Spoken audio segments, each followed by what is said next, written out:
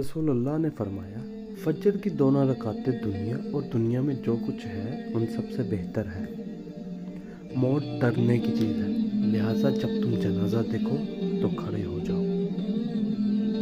صدقہ رب کے غصے کو بجھا دیتا ہے اور بری موت سے بچاتا ہے۔ جب آدمی ثواب کی نیت سے اپنے اہل و عیال پر خرچ کرتا ہے بس وہ بھی اس کے لیے صدقہ ہے۔ سب سے بڑی زیادتی یہ ہے کہ آدمی ناحق کسی مسلمان کی بے عزتی کرے۔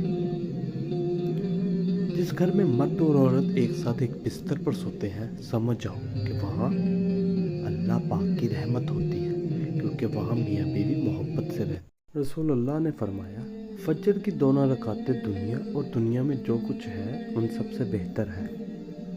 موت ڈرنے کی چیز ہے، لہٰذا جب تم جنازہ دیکھو تو کھڑے ہو جاؤ۔ صدقہ رب